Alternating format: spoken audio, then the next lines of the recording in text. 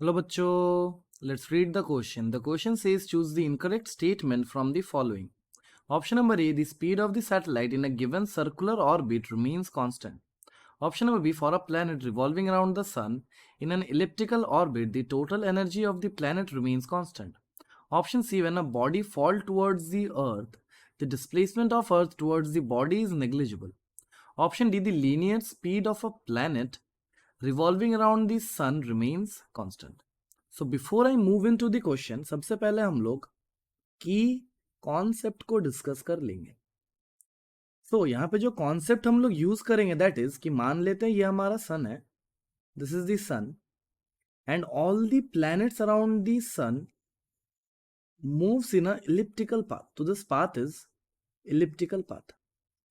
So this question can be solved by this small concept कि ये जो path होता है ये एक एलिप्स होता है. अभी एक एक करके हम लोग ऑप्शंस को चेक कर लेते हैं.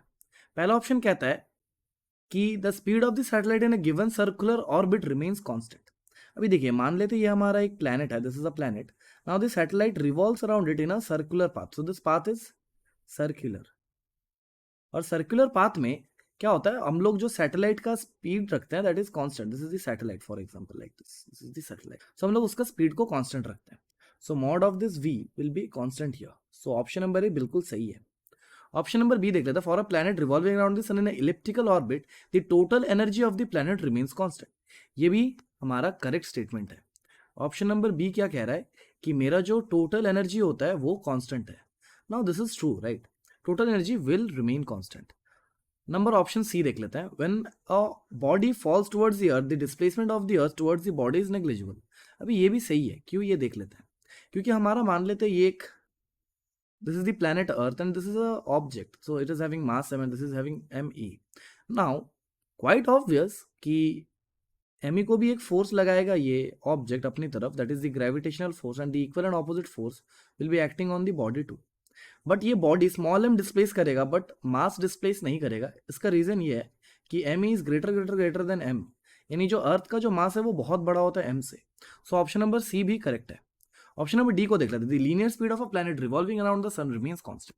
अभी देखिए ये जो स्टेटमेंट आपको गिवन है ये रॉन्ग है. बिकॉज हमें क्या पता है कि जो प्लैनेट्स रिवॉल्व करता है सन के around it is in a elliptical path like this. It is in a elliptical path. So this path is elliptical. Okay, now if the path is elliptical, यहाँ पे जो मेंशन किया है कि the linear speed of the planet revolving around the sun remains constant, ये कभी possible नहीं है.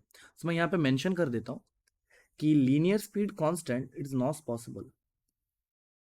linear speed is not. सो यहाँ पे क्वेश्चन में हम लोगों से बोला गया था कि चूज द इनकरेक्ट स्टेटमेंट. तो हम लोगों को दिख गया कि हमारा जो इनकरेक्ट स्टेटमेंट है that is option D. So from here I can write the correct option is option D. So the final answer to this problem will be the incorrect statement is linear speed of planets revolving around sun is constant, जो कि constant नहीं होता है. Linear speed is not constant and the correct option will be option D. I hope you understood the question well. Thank you and best of luck.